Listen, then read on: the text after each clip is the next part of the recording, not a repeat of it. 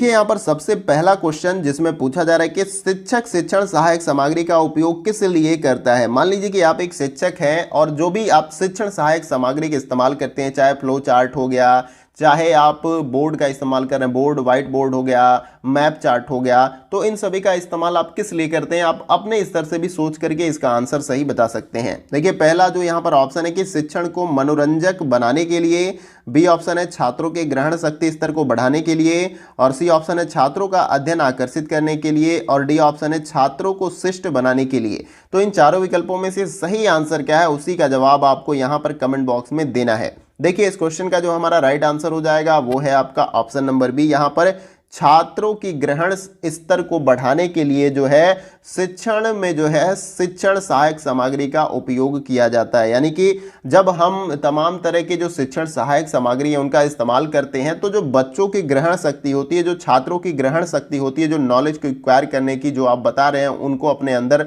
लेने की, वो क्या होती है, बढ़ जाती है जब आप टीचिंग हेल्पिंग टूल्स का इस्तेमाल करते हैं, शिक्षण सहायक सामग्री का इस्तेमाल करते हैं। जैसे कि आप मान लीजिए किसी देश के बारे में बता रहे हैं या वर्ल्ड में कोई भी कंट्री उनके बारे में, तो जब एक आप मैप आपके पास होता है सामने, जब बोर्ड के बगल में लगाते हैं तो आप as it is world map में आप उस जगह को दिखा सकते हैं, तो बच्चे को काफ़ी आसानी होती है उसको अपने अंदर लॉन्ग टाइम तक सेव करने की। तो यहाँ पर ग्रहण शक्ति स्तर को बढ़ाने के लिए जो है शिक्षण सहायक सामग्री का उपयोग किया जाता है, ये आपको क्लियर हो गया होगा। आइए अगला क्वेश्चन देखते हैं।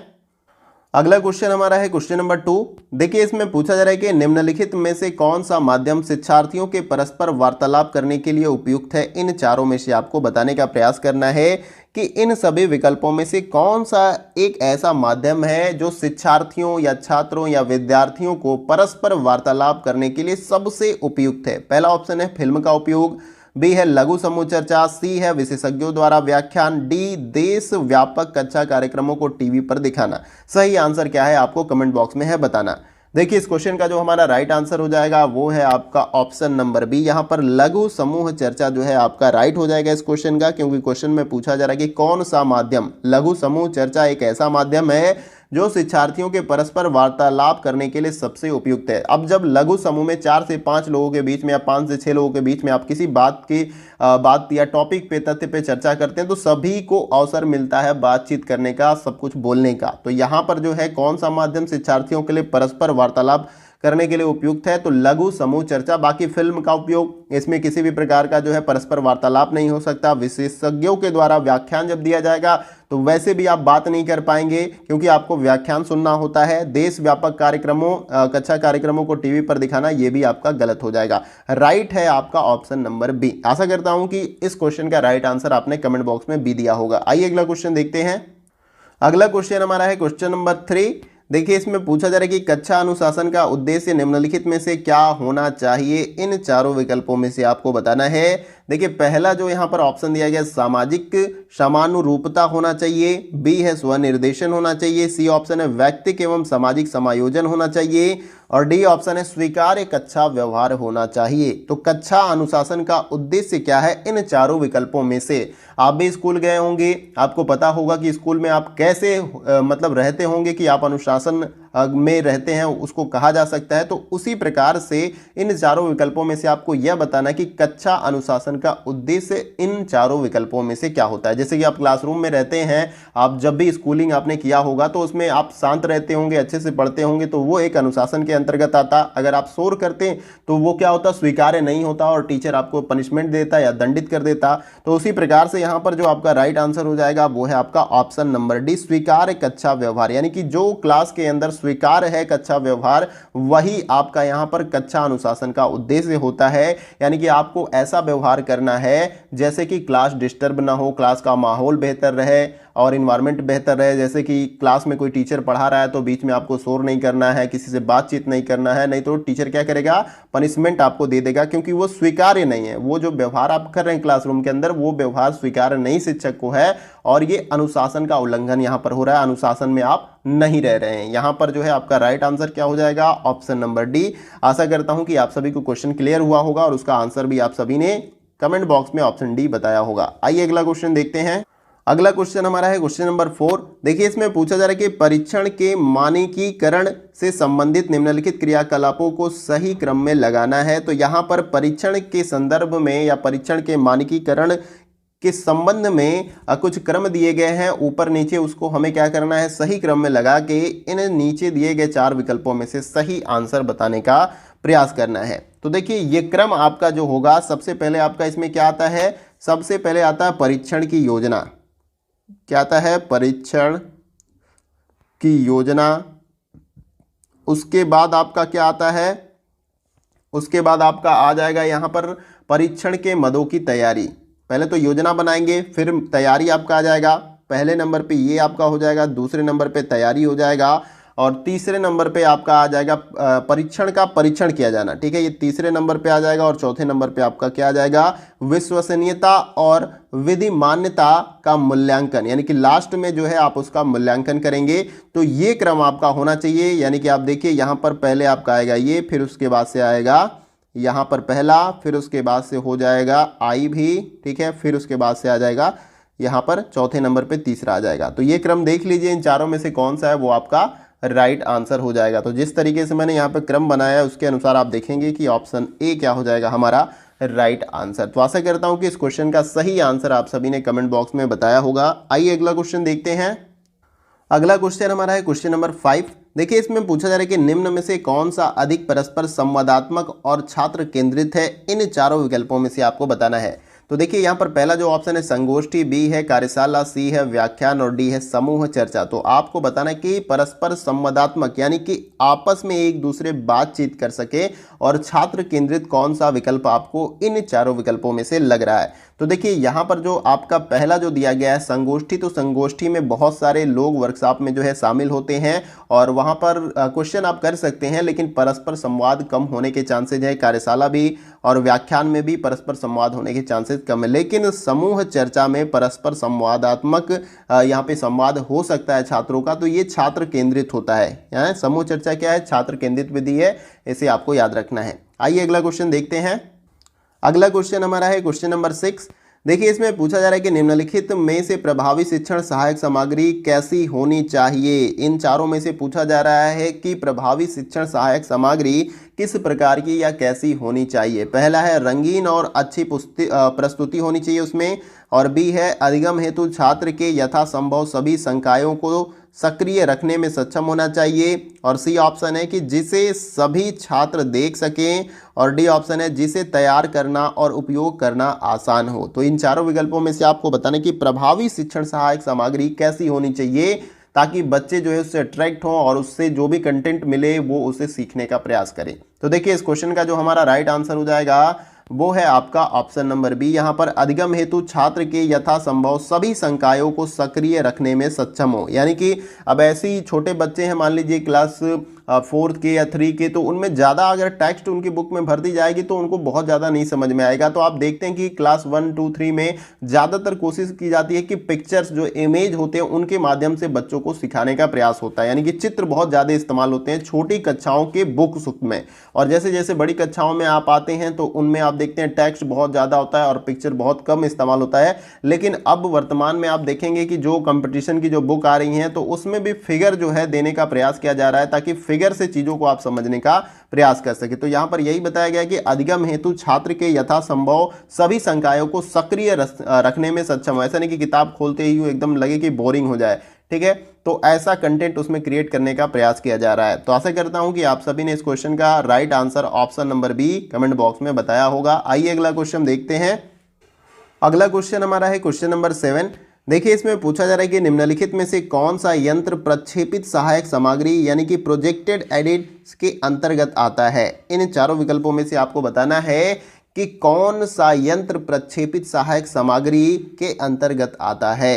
पहला है श्यामपट्ट, बी ऑप्शन है चित्रावली, फिर सी ऑप्शन है परिचित्रदर्शी और डी ऑप्शन है ग्लोब। तो इन चारों विकल्पों में से सही आंसर क्या है आपको कमेंट बॉक्स में बताने का प्रयास करना है। क्वेश्चन में यही पूछा गया है कि कौन सा यंत्र प्रक्षेपित सहायक सामग्री के अंतर्गत आता है। तो इस क्वेश्चन का जो हमारा राइट आंसर हो जाएगा वो है आपका ऑप्शन नंबर सी, पारिचित्रदर्शी जो है आपका यंत्र प्रक्षेपित सहायक सामग्री के अंतर्गत आता है। तो इसमें आप प्रोजेक्टर को भी ले सकते हैं। आप देखते हैं एक प्रक्षेप आपके बोर्ड पे बनता है और उस पर काफ़ी कुछ टेक्स्ट और जो भी कंटेंट आपका होता है वो प्रोजेक्शन के माध्यम से प्रोजेक्टर से दिखाई देता है। तो ये पाराचित्रदर्शी आपका क्या हो जाएगा, राइट आंसर हो जाएगा इस क्वेश्चन का। आइए अगला क्वेश्चन देखते हैं। अगला क्वेश्चन हमारा है क्वेश्चन नंबर 8। देखिए इसमें पूछा जा रहा है कि शिक्षण सिद्धांतों को समझना आवश्यक है, किस लिए शिक्षण सिद्धांतों को समझना आवश्यक है, इन चारों में से आपको बताना है। पहला है प्रभावी शिक्षण के लिए, बी ऑप्शन है पाठ्यक्रम की प्रभावी योजना बनाने के लिए, सी ऑप्शन है शिक्षार्थी को प्रेरित करने के लिए और डी ऑप्शन है उपरोक्त में से सभी। तो शिक्षण सिद्धांतों को समझना क्यों आवश्यक है, इन चारों में से आपको बताना है। तो देखिए इस क्वेश्चन का जो हमारा राइट आंसर होगा वो है आपका ऑप्शन नंबर डी, उपरोक्त में से सभी को जो है शिक्षण सिद्धांतों के अंतर्गत समझना आवश्यक है। पहला है कि प्रभावी शिक्षण के लिए, देखिए जब शिक्षण से संबंधित जितने भी सिद्धांत दिए गए हैं अगर उनको आप नहीं समझेंगे अच्छे से तब तक आप प्रभावी शिक्षण नहीं कर सकते। यानी कि जब तक आप बच्चों के मन के बारे में नहीं समझेंगे, बच्चे अधिगम कैसे कर रहे हैं, सीख कैसे रहे हैं विद्यार्थी, उनके बारे में अगर आपको आइडिया नहीं होगा तो टीचिंग आप अच्छे से नहीं कर पाएंगे। यहाँ पर शिक्षण सिद्धांतों को इसीलिए समझना आवश्यक है। दूसरा है पाठ्यक्रम की प्रभावी योजना को बनाने के लिए भी आपके शिक्षण सिद्धांत काफ़ी हेल्पफुल होते हैं और इसके साथ ही साथ शिक्षार्थी को प्रेरित करने के लिए भी ये सिद्धांत जो होते हैं उनको समझना बहुत ही आवश्यक है। इसलिए ऑप्शन डी क्या है आपका राइट आंसर। आइए अगला क्वेश्चन देखते हैं। अगला क्वेश्चन हमारा है क्वेश्चन नंबर 9। देखिए इसमें पूछा जा रहा है कि अधिगम का सबसे उपयुक्त अर्थ इन चारों में से क्या है। पहला जो है आपका ज्ञान उपदेश, बी है व्यवहार में स्थायी परिवर्तन, सी है व्यक्तिगत सामंजस्य और डी ऑप्शन है कौशल यहाँ पर अभिग्रहण। तो इन चारों में से राइट आंसर क्या है उसे आपको कमेंट बॉक्स में बताना है। देखिए अधिगम का सबसे उपयुक्त अर्थ यानी अधिगम से क्या होता है, आप समझिए कि जब कोई चीज़ आप सीखते हैं, कुछ भी सीखते हैं, पढ़ते हैं, लिखते हैं, कुछ नई स्किल को एक्वायर करते हैं, सीखते हैं, तो उसके बाद आपके अंदर क्या होता है। तो देखिए उसके बाद जो है आपके व्यवहार में स्थायी परिवर्तन आता है। यानी कि पहले जो आपका व्यवहार था उसके बदले जब आपने लर्निंग की, सीखा, स्किल को एक्वायर किया तो आपके व्यवहार में बहुत सारा परिवर्तन आया। अगर मान लीजिए कोई भाषा ही आपको नहीं आती, जैसे अंग्रेजी बोलना नहीं आता है, तो आपने स्पोकन की क्लास ली और बहुत बार जो है आपने प्रैक्टिस की बातचीत करने के लिए, तो आपकी इंग्लिश भाषा बेहतर हो गई। तो ठीक है, ये क्या करता है आपके व्यवहार में परिवर्तन लाता है। यानी कि पहले जब आप इंग्लिश नहीं बोल पाते थे तब दूसरों का इंप्रेशन आपके प्रति उतना बेहतर नहीं था, लेकिन जब अंग्रेजी आप बोलने लगे तब दूसरों का इंप्रेशन बेहतर हो गया। यानी कि आपके व्यवहार में यहां पर परिवर्तन हुआ। तो इससे आप समझ सकते हैं कि अधिगम का सबसे उपयुक्त यहां पे अच्छा अर्थ क्या होगा, व्यवहार में स्थायी परिवर्तन। तो आशा करता हूं इस क्वेश्चन का जो है राइट आंसर आपने ऑप्शन भी बताया होगा। आइए अगला क्वेश्चन देखते हैं। अगला क्वेश्चन हमारा है क्वेश्चन नंबर 10। देखिए इसमें पूछा जा रहा है कि निम्नलिखित में से शिक्षक द्वारा किस विषय के अंतर्गत ज्ञान को छात्रों की आवश्यकता एवं रुचि के अनुसार तैयार एवं प्रस्तुत किया जाता है। इन चारों विकल्पों में से आपको बताना है। पहला है शैक्षिक दर्शन शास्त्र, बी है शैक्षिक मनोविज्ञान, सी है यहाँ पर शैक्षिक समाजशास्त्र और डी ऑप्शन है शैक्षिक राजनीतिक विज्ञान। क्वेश्चन में यही पूछा गया है कि इन चारों विकल्पों में से शिक्षक द्वारा किसी विषय के अंतर्गत ज्ञान को छात्रों की आवश्यकता एवं रुचि के अनुसार तैयार एवं प्रस्तुत किया जाता है, किसके अनुसार। तो देखिए इसका राइट आंसर पहले आपको कमेंट बॉक्स में बता लेना है और इसका जो हमारा सही आंसर हो जाएगा वो है आपका ऑप्शन नंबर बी, शैक्षिक मनोविज्ञान के अंतर्गत। प्रश्न में ये क्या पूछा गया था कि शिक्षक द्वारा किस विषय के अंतर्गत जो है शिक्षक के द्वारा जो है शैक्षिक मनोविज्ञान विषय के अंतर्गत जो है ज्ञान को छात्रों की आवश्यकता एवं रुचि के अनुसार तैयार एवं प्रस्तुत किया जा सकता है। यानी कि बच्चे कैसे सीख रहे हैं, बच्चों को किस प्रकार का कंटेंट पसंद आता है, जब तक उसके बारे में हमें पता नहीं होगा तब तक जो है हम बेहतर कंटेंट कह लीजिए या उनकी रुचि के अनुसार जो है किसी भी विषय को प्रस्तुत नहीं कर पाएंगे। तो इसके लिए बालक के यानी विद्यार्थियों के मन के विज्ञान को हमें समझना होगा, कैसे वो समझते हैं। तो यहाँ पर ऑप्शन बी आपका राइट आंसर होगा इस क्वेश्चन का। आइए अगला क्वेश्चन देखते हैं। अगला क्वेश्चन हमारा है क्वेश्चन नंबर 11। देखिए इसमें पूछा जा रहा है कि शिक्षक के लिए सबसे बड़ी चुनौती होती है। इन चारों विकल्पों में से आपको बताना है कि शिक्षक के लिए सबसे बड़ी चुनौती क्या होती है। पहला है कक्षा में अनुशासन बनाए रखना, बी है छात्रों से गृह कार्य करवाना, सी है परीक्षा के लिए प्रश्न पत्र तैयार करना और डी ऑप्शन है शिक्षण अधिगम प्रक्रिया को आनंदप्रद बनाना। तो इन चारों विकल्पों में से सही आंसर क्या है आपको जवाब कमेंट बॉक्स में देना है। देखिए इस क्वेश्चन का जो हमारा राइट आंसर हो जाएगा वो है आपका ऑप्शन नंबर डी, शिक्षण अधिगम प्रक्रिया को आनंदप्रद बनाना। अब देखिए आनंदप्रद बनाने का मतलब ऐसा नहीं है कि क्लासरूम में टीचर क्या करेगा कि हास्यपद बातें करेगा खूब सारी और उनको इंटरटेन करेगा, स्टूडेंट को जो है इंटरटेन करेगा। तो इसका मतलब ये है कि जब शिक्षक क्लासरूम में विद्यार्थियों को पढ़ा रहा है तो उस समय टॉपिक्स को इतना आसानी से या किसी चीज़ से रिलेट करके जोड़ के पढ़ाए ताकि बच्चे बोर ना हो और क्लास इफेक्टिव रहे। तो क्वेश्चन में यही पूछा गया था कि शिक्षक के लिए सबसे बड़ी चुनौती यह है कि वो अधिगम प्रक्रिया को जो है कैसे आनंदप्रद, यानी कि बहुत खुशी खुशी बच्चे सीखें, और वो तभी होगा जब आप कंटेंट जो भी बता रहे हैं वो बहुत ही ज़्यादा अट्रैक्टिव हो और इसके साथ ही साथ बहुत ही आसान हो और सरल हो ताकि बच्चे उसे अच्छे से अपने अंदर बिठा सकें, अडॉप्ट कर सकें। ठीक है, तो यहाँ पर शिक्षण अधिगम प्रक्रिया को आनंदप्रद बनाना शिक्षक के लिए सबसे बड़ी चुनौती है। आप सभी को पता है कि आप सभी ने स्कूलिंग भी की होगी, कॉलेज में गए होंगे, तो सभी शिक्षक या सभी प्रोफेसर जो है आपके चहेते या आपके लिए फेवरेट नहीं रहे होंगे। किसी की क्लास आपको बहुत ही अच्छी लगती होगी कि ये टीचर क्या पढ़ा रहा है, माशाल्लाह बहुत ही अच्छा पढ़ा रहा है। ठीक है, तो इस प्रकार से जो है आपको सभी टीचर पसंद नहीं आते क्योंकि सभी टीचर इस कार्य को करने में सक्षम नहीं होते हैं और वो क्लास बोरिंग हो जाती है। बच्चे उस क्लास को बहुत ही ज़्यादा एंटरटेनमेंट के तरीके से या कह लीजिए या अच्छे तरीके से नहीं लेते हैं, बस वो टाइम एक्सपेंड करते हैं 40 मिनट या 45 मिनट, उसके बाद वो कोशिश करते हैं जैसे ही क्लास ओवर हो मैं क्लास से बाहर निकल जाऊं। तो यहां पर ऑप्शन डी आपका राइट आंसर है और उम्मीद करता हूं कि जिस प्रकार से मैंने डिटेल में आपको समझाने का प्रयास किया वो आपको समझ में आ गया होगा। आइए अगला क्वेश्चन देखते हैं। अगला क्वेश्चन हमारा है क्वेश्चन नंबर 12। देखिए इसमें पूछा जा रहा है कि कक्षा के मनोवैज्ञानिक पहलुओं को किसके द्वारा सबसे अच्छे तरीके से प्रबंधित किया जा सकता है। इन चारों विकल्पों में से आपको क्या करना है, बताना है। पहला जो ऑप्शन है कक्षा शिक्षक के द्वारा, यहाँ पे सी ऑप्शन ऊपर टाइप है प्रधानाचार्य के द्वारा, बी ऑप्शन दिया गया विषय शिक्षक के द्वारा और डी ऑप्शन है स्वयं छात्र के द्वारा। तो क्वेश्चन में क्या पूछा गया था कि कक्षा के मनोवैज्ञानिक पहलुओं को किसके द्वारा सबसे अच्छे तरीके से प्रबंधित किया जा सकता है। इसका सही आंसर आपको कमेंट बॉक्स में बताना था। देखिए इस क्वेश्चन का जो हमारा राइट आंसर हो जाएगा वो है आपका ऑप्शन नंबर यहाँ पर ए राइट आंसर हो जाएगा, कक्षा शिक्षक के द्वारा। कक्षा शिक्षक के द्वारा जो है मनोवैज्ञानिक पहलुओं को अब बहुत ही अच्छे तरीके से जो है प्रबंधित किया जा सकता है। यहाँ पर ये आपको याद रखना है। तो इस क्वेश्चन का right answer option number A आपका होगा। आइए अगला क्वेश्चन देखते हैं। अगला क्वेश्चन हमारा है क्वेश्चन नंबर 13। देखिए इसमें पूछा जा रहा है कि आजकल परीक्षा के परिणाम पर आवश्यकता से अधिक बल दिया जाता है, यह किस प्रकार की वृत्ति को बढ़ावा देता है। इन चारों विकल्पों में से आपको बताना है। तो जाहिर सी बात है आजकल के कोई भी पेरेंट्स हो वो अपने बच्चे का मार्क्स जो है चाहे 10th में या 12th में या किसी में 7th 8th किसी क्लास में बहुत ही बेहतर परिणाम चाहते हैं कि 100% में से मेरा बच्चा जो है यहाँ पर 99.9% लेकर आए, यानी मैक्सिमम जितना ला सके। ठीक है, तो इसके वजह से बच्चों पे भी काफ़ी प्रेशर होता है एग्जाम का। तो इन चारों विकल्पों में से आपको सही आंसर बताने का प्रयास करना है। पहला देखिए यहाँ पर दोहराव करवाना, बी ऑप्शन है परीक्षा के दौरान नकल करना, सी ऑप्शन है दोनों ए और बी दोनों सही हो जाएगा और डी ऑप्शन उपरोक्त में से कोई नहीं। तो क्वेश्चन में क्या पूछा गया है कि आजकल परीक्षा के परिणाम पर आवश्यकता से अधिक बल दिया जाता है, यह किस प्रकार की वृत्ति को बढ़ावा देता है। तो देखिए इस क्वेश्चन का जो हमारा राइट आंसर हो जाएगा वो है आपका ऑप्शन नंबर सी, ए और बी दोनों क्या हो जाएगा, राइट आंसर हो जाएगा। दोहराव करवाना यानी बार बार उसको पढ़ना ताकि मैक्सिमम नंबर ला सके। प्रेशर एक अलग से विद्यार्थियों पर बढ़ता है कि नहीं मुझे ज़्यादा नंबर लाना है, क्योंकि कुछ लोग हैं चाहे मेरे पेरेंट्स हैं या समाज के लोग हैं वो एक्सपेक्ट करते हैं कि मैं ज़्यादा से ज़्यादा नंबर लाऊं तभी मुझे अच्छा बालक माना जाएगा।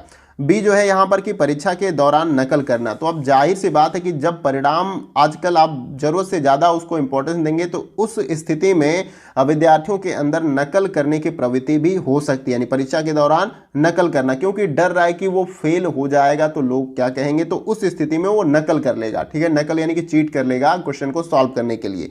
तो यहाँ पर ऑप्शन सी क्या हो जाएगा, राइट आंसर। और आप सभी को पता है कि परिणाम या आकलन या मूल्यांकन का मतलब क्या होता है। मूल्यांकन का मतलब ये होता है कि हम बच्चों का अंकन करते हैं कि जो कुछ हमने पढ़ाया चाहे 6 महीने के कोर्स में या साल भर के कोर्स में, और कितना बच्चा सीखा है और किस प्रकार से, क्या मेरी टीचिंग में कोई प्रॉब्लम है जिससे बच्चे सीख नहीं पा रहे हैं। अगर मैक्सिमम बच्चे सीख नहीं पा रहे हैं तो हो सकता है टीचिंग में प्रॉब्लम हो। अगर कुछ बच्चे नहीं सीख पा रहे हैं तो हो सकता है कि बच्चों को कुछ समस्या आ रही है, उन समस्या को दूर करना है। तो मूल्यांकन के द्वारा ये सब कुछ पता चलता है। लेकिन आज के समय में क्या हो रहा है कि जो अंकन हो जा रहा है यानी जो नंबर आ जा रहे हैं वो उसका मेन आकलन है, यानी कि उतना ही उसकी क्षमता है कोई भी विद्यार्थी की, तो ये आकलन जो है नंबर से आज के समय में कर लिया जाता है। लेकिन वो बात की बात है, लेकिन यहाँ पर जो आपका राइट आंसर हो जाएगा वो है आपका ऑप्शन नंबर सी इस क्वेश्चन का। आइए अगला क्वेश्चन देखते हैं। अगला क्वेश्चन हमारा है क्वेश्चन नंबर 14। देखिए इसमें पूछा जा रहा है कि निम्न में से कौन सा कथन ऐसे शिक्षक के लिए उपयुक्त है जो कक्षा शिक्षण के लिए सदैव उत्साह युक्त रहते हैं। इन चारों विकल्पों में से आपको बताना है कि कौन सा ऐसा कथन है एक शिक्षक के लिए जो कक्षा शिक्षण के लिए सदैव उत्साह युक्त रहता है, यानी कक्षा में पढ़ाने के लिए, क्लासरूम में जाके बच्चों को पढ़ाने के लिए काफी उत्सुक रहता है। पहला जो ऑप्शन है उनकी अपने विषय में निपुणता संदेहजनक है जिसको वह अति उत्साह दिखाकर छिपाना चाहते हैं। और बी जो है यहाँ पर कि वह शिक्षण को नाटक रूप में परिणित करना चाहते हैं। और सी है कि वह विद्यार्थियों को शिक्षण और अधिगम प्रक्रिया में सम्मिलित करना चाहते हैं। और डी ऑप्शन है उपरोक्त में से कोई भी विकल्प आपका सही नहीं है। तो सही आंसर क्या है कमेंट बॉक्स में बताने का प्रयास करें। देखिए इस क्वेश्चन का जो हमारा राइट आंसर हो जाएगा वो है आपका ऑप्शन नंबर यहाँ पर सी। वह विद्यार्थियों को शिक्षण अधिगम प्रक्रिया में सम्मिलित करना चाहते हैं इसलिए वो इतना उत्साहित रहते हैं। किस लिए? कक्षा शिक्षण के लिए सदैव उत्साह युक्त रहते हैं। इस संदर्भ में जो हमारा सबसे अच्छा कथन होगा कि वह विद्यार्थियों को शिक्षण अधिगम प्रक्रिया में सम्मिलित करना चाहते हैं, यानी कि जो कुछ वो जानते हैं वो उनको बताना चाहते हैं, सिखाना चाहते हैं, इसीलिए वो क्या रहते हैं, सदैव उत्साह युक्त रहते हैं। ये याद रखना है। इस क्वेश्चन का जो हमारा राइट आंसर होगा वो है आपका ऑप्शन नंबर सी। आइए अगला क्वेश्चन देखते हैं। अगला क्वेश्चन हमारा है क्वेश्चन नंबर 15। देखिए इसमें पूछा जा रहा है कि कक्षा में जनसांख्यिकी विभिन्नता की स्थिति में निम्नलिखित में से कौन सा कथन सबसे उपयुक्त है। इन चारों विकल्पों में से आपको बताना है। पहला जो ऑप्शन है यहाँ पर मूल्यांकन के लिए एक समान शैक्षणिक मानक होना चाहिए। बी है तेजस्वी छात्रों को अधिक वास्तविक अधिगम अनुभव प्रदान करना चाहिए। और सी ऑप्शन है कि ए और बी दोनों सही है। और डी ऑप्शन है उपरोक्त में से कोई भी विकल्प सही नहीं है। तो सही आंसर क्या है इसका कमेंट बॉक्स में बताएं। देखिए इस क्वेश्चन का जो हमारा राइट आंसर हो जाएगा वो है आपका ऑप्शन नंबर ए। मूल्यांकन के लिए एक समान शैक्षणिक मानक होना चाहिए, ये आपको याद रखना है। क्वेश्चन में क्या पूछा गया था कि कक्षा में जनसांख्यिकी विभिन्नता की स्थिति में निम्नलिखित में से कौन सा कथन सबसे उपयुक्त है। तो मूल्यांकन के लिए समान शैक्षणिक मानक होना चाहिए, जिसके लिए कक्षा में जनसांख्यिकी विभिन्नता की स्थिति आपका सही हो जाएगा। ठीक है, यहाँ पर इस क्वेश्चन का राइट आंसर क्या है, ऑप्शन नंबर ए। और आशा करता हूं कि आप सभी ने इस क्वेश्चन का राइट आंसर ऑप्शन ए बताया होगा। आइए अगला क्वेश्चन देखते हैं। अगला क्वेश्चन हमारा है क्वेश्चन नंबर 16। देखिए इसमें पूछा जा रहा है कि निम्नलिखित में से कौन सा तथ्य सहज ज्ञान युक्त सोच के बारे में सही माना जाना चाहिए। इन चारों विकल्पों में से आपको बताना है कि इन चारों विकल्पों में से कौन सा तथ्य सहज ज्ञान युक्त सोच के बारे में सही माना जाना चाहिए। पहला है यह अन्वेषण प्रक्रिया का एक अंश है। बी है इसको केवल पारंपरिक शिक्षण द्वारा प्रोत्साहित। और यहाँ पर सी ऑप्शन एक संज्ञानात्मक प्रक्रिया नहीं है, किया जाता है यहाँ पर।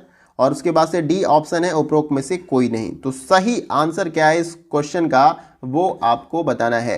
देखिए यहाँ पर जो आपका, तो इस क्वेश्चन का जो हमारा राइट आंसर हो जाएगा वो है आपका ऑप्शन नंबर ए। यह अन्वेषण प्रक्रिया का एक अंश होता है। क्या होता है, यह अन्वेषण प्रक्रिया का ही एक अंश होता है। क्वेश्चन में क्या पूछा गया था कि कौन सा तथ्य सहज ज्ञान युक्त सोच के बारे में सही माना जाना चाहिए। तो यह अन्वेषण प्रक्रिया का ही एक अंश होता है। ये आपका राइट आंसर हो जाएगा इस क्वेश्चन का। आइए अगला क्वेश्चन देखते हैं। अगला क्वेश्चन हमारा है क्वेश्चन नंबर 17। देखिए इसमें पूछा जा रहा है कि एक शिक्षक को कक्षा में अपने विचार प्रस्तुत करते हुए इस बात का ध्यान रखना चाहिए। उसके संदर्भ में यहाँ पर कुछ स्टेटमेंट्स दिए गए हैं और नीचे दिए गए इन कोट्स में से यानी कि option A, B, C, D में से राइट आंसर क्या है वो आपको बताना है। देखिए यहाँ पर सबसे पहला जो स्टेटमेंट आपका दिया गया है कि कक्षा में दूसरे विचार भी हो सकते हैं। दूसरा है यहाँ पर सभी छात्र सजातीय नहीं हैं। और तीसरा है कि विचारों की असहमति स्वाभाविक है। तो क्वेश्चन में क्या पूछा गया था कि एक शिक्षक को कक्षा में अपने विचार प्रस्तुत करते हुए इस बात का ध्यान रखना चाहिए। इस बात का मतलब ये तीनों बातें इसे आपको रखना है कि कक्षा में दूसरे भी विचार हो सकते हैं। जाहिर सी बात है कि जो भी टीचर आप अपना विचार व्यक्त कर रहे हैं क्लासरूम में, तो ऐसा है कि नहीं आपका विचार सबसे बेहतर है। हो सकता है कि क्लासरूम में विद्यार्थियों का भी अपना कुछ विचार हो, तो ये नहीं हो सकता कि कक्षा में दूसरे विचार भी हो सकते हैं। ये भी आपका राइट आंसर हो जाएगा। इसको ध्यान में रखकर ही आप अपने विचार को प्रस्तुत करें। दूसरा है कि सभी छात्र जो है सजाती हैं, तो ऐसा नहीं है कि सभी छात्र एक जैसे हैं। तो अगर आप कोई अपना विचार प्रकट करते हैं या विचार रखते हैं बच्चों के बीच में, छात्रों के बीच में, तो दूसरे विचार आपको देखने को न मिले। तो ये आपका भी, ये भी राइट हो जाएगा, दूसरा भी। और तीसरा है कि विचारों की असहमति स्वाभाविक है। तो अगर आप कोई विचार रखते हैं कि अंडे नहीं खाना चाहिए, क्लासरूम में कहते हैं बच्चों को, तो ये आपका विचार है। ऐसा नहीं है कि आपके विचार से सब एग्री करें, यानी वहाँ पे बहुत सारे ऐसे विद्यार्थी होंगे कहें मुझे अंडे खाना चाहिए। फॉर एग्जाम्पल मैं बता रहा हूँ। तो विचारों की असहमति स्वाभाविक है, आप अपने विचार रख सकते हैं, लेकिन उससे डिसएग्री भी जो है बहुत सारे विद्यार्थी हो सकते हैं, यानी असहमत हो सकते हैं। तो ये तीनों आपका सही है। तो कूट में जो है आप देखेंगे कि ऑप्शन ए आपका राइट आंसर हो जाएगा, क्योंकि तीनों आपका राइट हो जाएगा इस क्वेश्चन के अकॉर्डिंग, जिसमें दिया गया है पहला, दूसरा, तीसरा, जो कि ऑप्शन ए हमारा राइट आंसर है। आइए अगला क्वेश्चन देखते हैं। अगला क्वेश्चन हमारा है क्वेश्चन नंबर 18। देखिए इसमें पूछा जा रहा है कि निम्नलिखित में से अधिगम प्रक्रिया में वैयक्तिक मतभेद को कम से कम महत्व दिया जाता है किसके अंतर्गत?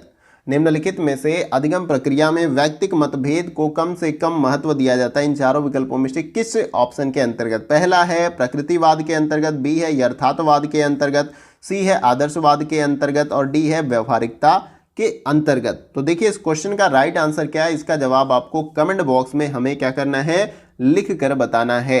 देखिए इस क्वेश्चन का जो हमारा राइट आंसर हो जाएगा वो है आपका ऑप्शन नंबर सी, आदर्शवाद। क्वेश्चन में जो पूछा गया है कि अधिगम प्रक्रिया में वैयक्तिक मतभेद को कम से कम महत्व दिया जाता है, तो आदर्शवाद के अंतर्गत जो है वैयक्तिक मतभेद को कम से कम महत्व दिया जाता है, ये आपको याद रखना है। आइए अगला क्वेश्चन देखते हैं। अगला क्वेश्चन हमारा है क्वेश्चन नंबर 19। देखिए इसमें पूछा जा रहा है कि शिक्षक द्वारा अपनाई जाने वाली निम्नलिखित प्रयोगात्मक शिक्षण गतिविधियों को चक्रीय क्रम में व्यवस्थित करिए। तो उसके क्रम को यहाँ पर ऊपर नीचे दिया गया है और इसे हमें क्या करना है, सही क्रम में लगाकर नीचे दिए गए इन चारों विकल्पों में से क्या करना है, सही आंसर बताना है। तो वीडियो को पॉज करिए, क्वेश्चन को सॉल्व करिए और सही आंसर कमेंट बॉक्स में बताने का प्रयास करिए। देखिए क्वेश्चन में क्या पूछा गया था कि शिक्षक द्वारा अपनाई जाने वाली इन सभी प्रयोगात्मक शिक्षण गतिविधियों को चक्रीय क्रम में व्यवस्थित करना है। ठीक है, तो ऑप्शन ए सही होगा, बी सही होगा, सी सही होगा, डी सही होगा, ये आपको बताना है। तो आइए इसको सही क्रम में हम लोग क्या करते हैं, लगा लेते हैं। तो देखिए सबसे पहले इस क्रम में आपका आएगा आत्मसत्ता होना। क्या आएगा, आत्मसत्ता होना, क्योंकि क्वेश्चन में क्या पूछा गया कि शिक्षक द्वारा अपनाई जाने वाली प्रयोगात्मक शिक्षण गतिविधियों को, जो गतिविधियां होती हैं उनकी जो चक्रीय क्रम होते हैं उसमें सबसे पहला आत्मसत्ता होना आपका आएगा। फिर उसके बाद से दूसरे नंबर पे आपका समायोजित करना आएगा। फिर उसके बाद से आपका आ जाएगा तीसरे नंबर पे रूपांतरण होना और चौथे नंबर पे आपका आ जाएगा यहाँ पर भिन्न मत होना। तो ये क्रम आपका चक्रीय क्रम के अनुसार राइट आंसर हो जाएगा। तो आपका पहले क्या हो जाएगा, यहाँ पर सबसे पहले आत्मसत्ता करना, तो आप ऐसे कर लीजिए। फिर उसके बाद से दूसरे नंबर पे समायोजित करना, तो आपको इस तरीके से क्रम बना लेना है। और तीसरे नंबर पे है आपका रूपांतरण होना और फिर चौथे नंबर पे है आपका भिन्न मत होना। तो ये देखिए जैसे क्रम हमने बनाया उसके अनुसार इन चारों में से कौन सा क्रम आपको सही लग रहा है। तो जैसे हमने यहाँ पर क्रम बनाया उसके अनुसार ऑप्शन डी क्या हो जाएगा, हमारा राइट आंसर। आशा करता हूं कि आप सभी ने इस क्वेश्चन का राइट आंसर कमेंट बॉक्स में बताया होगा। आइए अगला क्वेश्चन देखते हैं।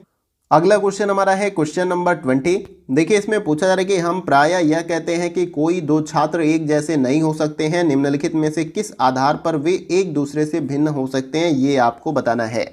देखिए पहला जो ऑप्शन है पालन पोषण और सामाजिक प्रतिष्ठा के हिसाब से, बी ऑप्शन है योग्यता के अनुसार और सी ऑप्शन है मनोदृष्टि के अनुसार और यहाँ पर डी ऑप्शन दिया गया उपरोक्त में से सभी। तो सही आंसर क्या है आपको कमेंट बॉक्स में बताना है।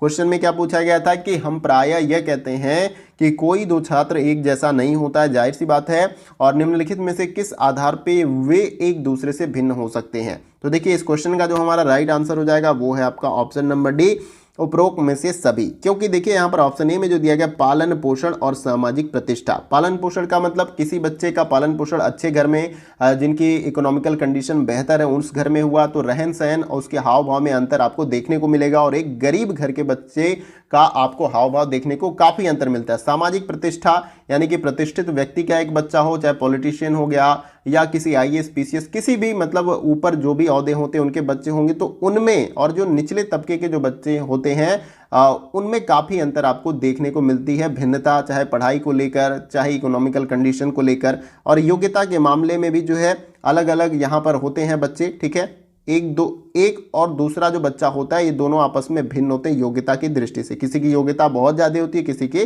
बहुत कम। मनोदृष्टि यानी कि सब एक जैसा नहीं सोचता है, दो छात्र आप लेंगे तो दोनों का विचार अलग अलग हो सकता है यहाँ पर, तो मनोदृष्टि के हिसाब से भी जो है दो छात्र एक दूसरे से भिन्न हो सकते हैं, इसलिए हमारा ऑप्शन डी क्या है यहाँ पर राइट आंसर। आइए अगला क्वेश्चन देखते हैं।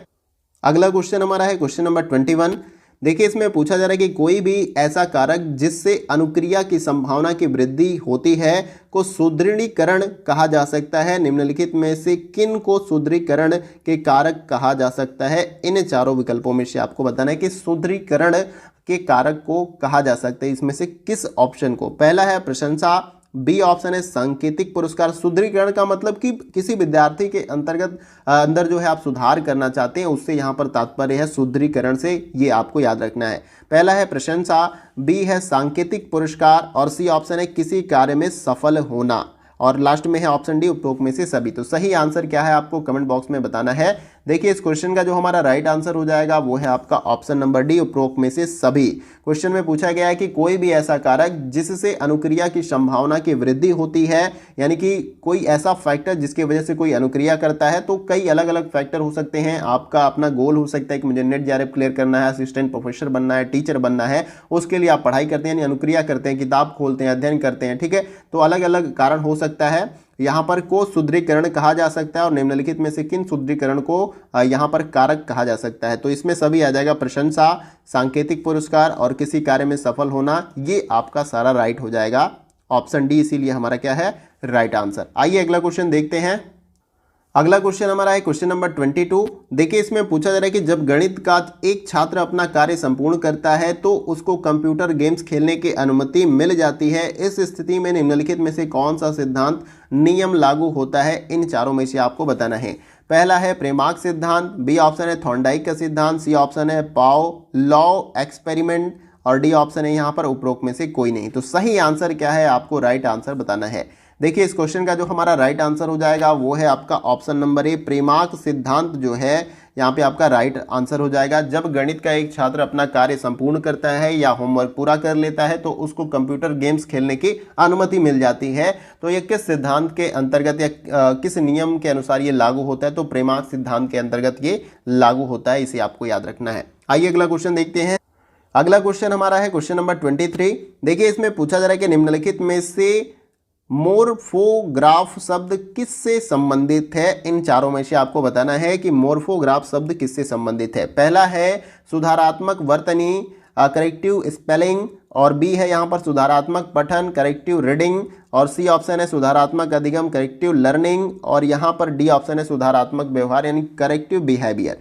तो चारों में से राइट आंसर क्या है ये आपको कमेंट बॉक्स में बताना है कि मोर्फोग्राफ शब्द किससे संबंधित है। देखिए इस क्वेश्चन का जो हमारा राइट आंसर हो जाएगा वो है आपका ऑप्शन नंबर ए, सुधारात्मक वर्तनी यानी कि करेक्टिव स्पेलिंग से ये संबंधित शब्द है आपका मोर्फोग्राफ, इसे आपको याद रखना है। आइए अगला क्वेश्चन देखते हैं। अगला क्वेश्चन हमारा है क्वेश्चन नंबर 24। देखिए इसमें पूछा जा रहा है कि निम्नलिखित में से कौन सा विवरण रचनावादी दृष्टिकोण एवं अधिगम के संज्ञानात्मक सिद्धांत के अनुरूप है? इन चारों में से आपको बताना है।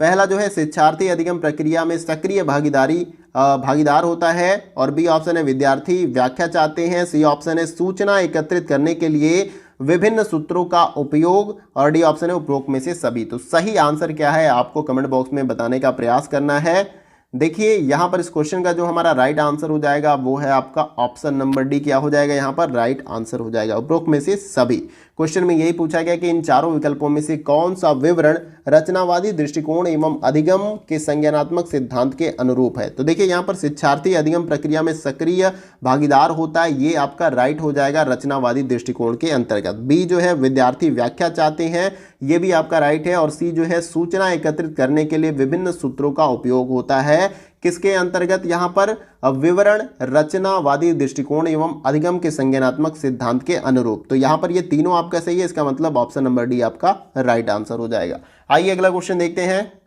अगला क्वेश्चन हमारा है क्वेश्चन नंबर 25 और ये हमारा वीडियो का लास्ट क्वेश्चन है, इसको भी देख लेते हैं। देखिए इसमें पूछा जा रहा है कि हम वस्तुओं और परिस्थितियों या घटना के बारे में अपने मस्तिष्क में संयोजित ज्ञान का निर्माण करते हैं। अग्रलिखित से कौन सा शब्द जो है इस स्थिति को प्रतिबिंबित करता है, यानी कि इन चारों विकल्पों में से कौन सी स्थिति जो है प्रतिबिंबित करती है सही आंसर को। क्वेश्चन में यही पूछा गया था कि हम वस्तुओं परिस्थितियों या घटना के बारे में अपने मस्तिष्क में संयोजित ज्ञान का निर्माण करते हैं, इन सभी विकल्पों में से ऐसा कौन सा शब्द है जो इसको प्रतिबिंबित करता है। पहला है स्कीमा, बी ऑप्शन है स्मरण शक्ति, सी ऑप्शन है संज्ञान, डी ऑप्शन है उपरोक्त में से कोई नहीं। तो देखिए इस क्वेश्चन का जो हमारा राइट आंसर हो जाएगा वो है आपका ऑप्शन नंबर ए। क्या हो जाएगा यहाँ पर राइट आंसर। स्कीमा जो है हम वस्तुओं को परिस्थितियों या घटना के बारे में अपने मस्तिष्क में संयोजित ज्ञान का निर्माण करते हैं, ये स्कीमा से संबंधित है, इसे आपको याद रखना है।